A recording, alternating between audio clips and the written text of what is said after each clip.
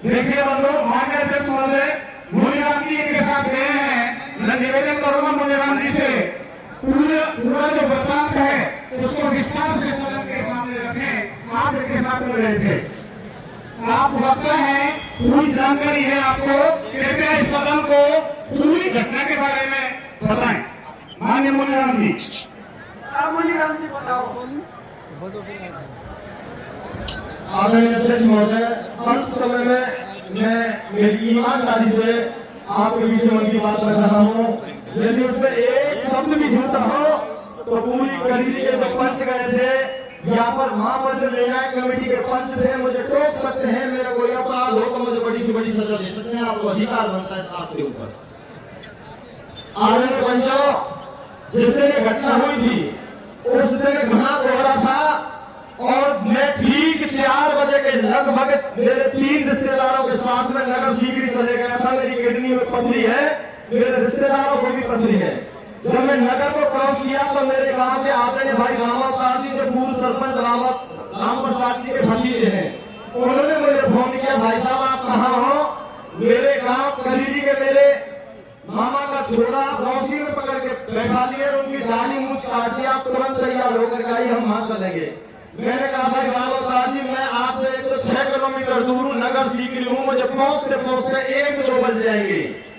हमारे सरपंच साहब आ गए राम प्रसाद जी, हमारे कुछ पटेलों को लेकर के, गांव के लोगों को लेकर के करीरी में आए, क्योंकि इनको रात को ही मैसेज हो गया था। करीरी के सरपंच आदरणीय पूरन जी को मैसेज हो गया था, करीरी के रमेश जी को मैसेज हो गया था कि ऐसी वहां पर हो रही है, लेकिन जब तक कोई मुंडन कार्यक्रम नहीं हुआ था।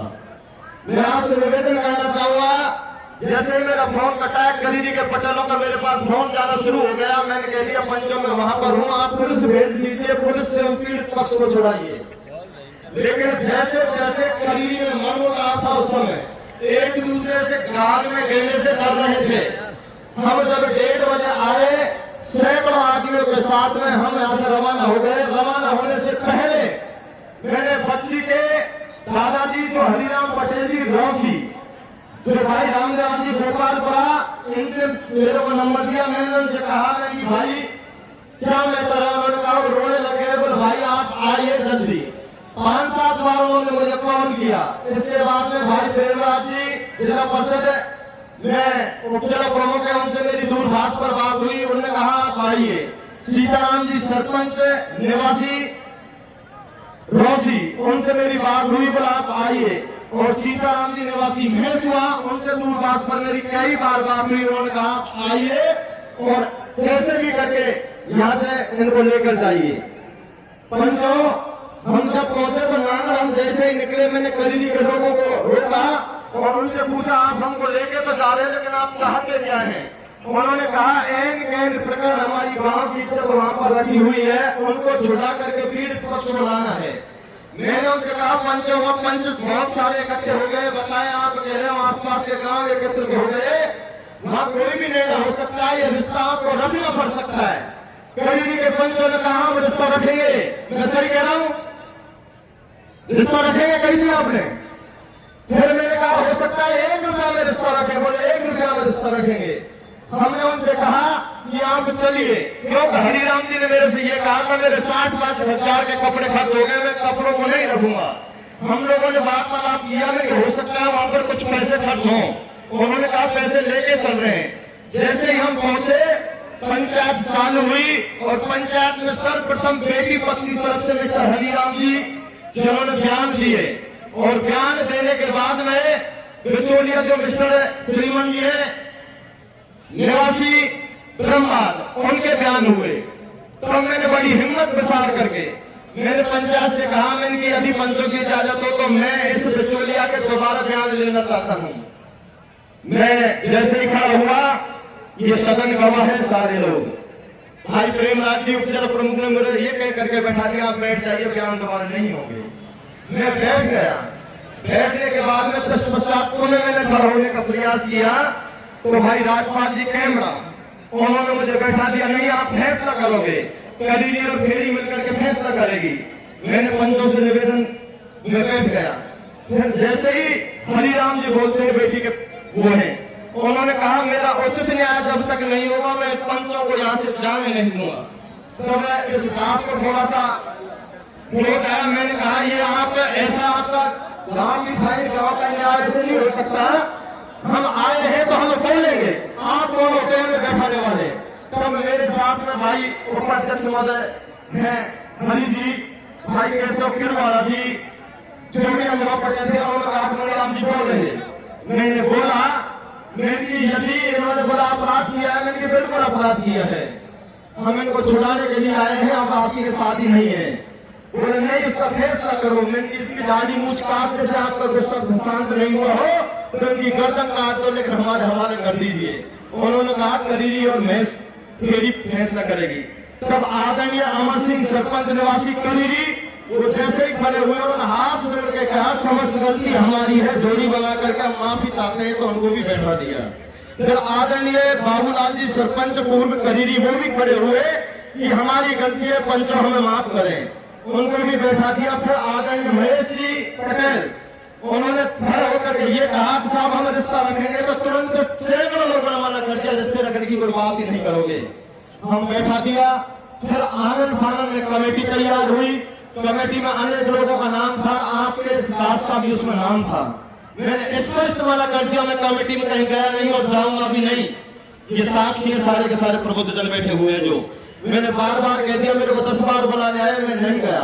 कमेटी के जब मैं करीरी के पटेल गए हैं, आसपास के भी वहां पर पटेल हैं, वहां पर जो भी फैसला हुआ वो आप ध्यान से सुने, आप सबने सोशल मीडिया के माध्यम से सुन लिया। मुझे पुणे सीताराम सरपंच बुलाने के लिए आया और उन्होंने कहा कि आप चलिए, मेरे से कहा कि आप यहाँ बैठ जाओ, मैं नहीं बैठ सकता, मैं कमेटी में गया नहीं। तो उन्होंने कहा आप दस्तखत कर दीजिए, मैंने दस्तखत भी नहीं करूंगा, आज तक मैंने किया नहीं, मैं वहां से आ जाता हूँ और फैसला वहां पर होता है कि इसके अपराध की 11 लाख रुपए की सजा है, और यदि इसका कोई बेटी गुहार करेगा वो 21 लाख रुपए करेगा। पंच वहां इनकी जान बचाने के लिए, इनको छुड़ाने के लिए, चाहे दबाव में मान लो, चाहे हमारी मजबूरी मान लो, चाहे समाज की कैसे भी मान लो, इस चीज के लिए हमसे कोई गलती हुई हो, इस दास को माफ करे। और वहां पर बार बार कह रहे थे प्रमुख साहब मणिराम जी, वो इसलिए कह रहे थे मेरे को हैंड ओवर कर रहे थे, वो 11 लाख का दंड हुआ, और 11 लाख में आप ध्यान से सुनना, करीरी को धन्यवाद देना चाहूंगा, 40 घरों के परिवार को धन्यवाद देना चाहूंगा। उन्होंने कह दिया बेटे पक्ष से 5 पैसे नहीं लेंगे, और 11 लाख रुपए वहां कमिटमेंट करके आए, सदन में हम देंगे। हमने उस दिन उसको फ्री कर दिया, ये पूरा परिवार आत्महत्या के लिए मजबूर होने लगा, हमें पता नहीं था, और करीरी वालों ने उन्होंने समझाया है। समझाने के बाद में हमने ये कहा है, फिर ये कुछ लोग 70-80 लोग हमारे गांव गए, हमारे गांव को इकट्ठा किया, हमारे गांव ने कहा पहले करीरी इकट्ठा हुई है, फिर गाजीपुर वाले भाइयों से बात कीजिए, आसपास के क्षेत्र से बात की, हमारे टोल भी वाले चौधरियों से बात की, सबकी जब मानसा बनती है तो पंचायत करेंगे, पंचायत में उचित निर्णय जैसा भी होगा समाज करेगा, हमें स्वीकार होगा। ये यहाँ का वृत्तांत है। यदि कुछ गलती हो गई हो, मैं आपसे हाथ जोड़ करके झोली बना करके समाज की भीख चाहता हूँ, जैसा भी लगे समाज को न्याय दें। धन्यवाद। माननीय अध्यक्ष महोदय, देखिए साथियों, जो घटना हुई वो पूरा वृत्तांत सदन के समक्ष माननीय पंच ने रखा। अब मैं सदन के माध्यम से ये निवेदन करना चाहूंगा, उस पंचायत में जो पंच विद्यमान थे, जो पंच उपस्थित थे, उस निर्णय को करने के लिए यदि उनमें से पंच यहाँ विद्यमान हैं तो हम उनसे सदन के माध्यम से कुछ सवाल जवाब करना चाहेंगे। उससे पूर्व जैसा कि सभी वक्ताओं ने निवेदन किया, बच्चा पक्ष का बयान हुआ, यदि बिचौलिया यहाँ पर विद्यमान है, बिचौलिया का जिक्र बार बार हर वक्ता कर रहा है, यदि बिचौलिया यहाँ पर है तो उसको बुलाया जाए, और यदि नहीं है तो उसको सूचित किया जाए। इस समाज से बड़ा बिचौलिया नहीं है, उसको आकर और अपनी पूरी बात यहाँ रखनी होगी, अपने पूरे बयान यहाँ रखने होंगे।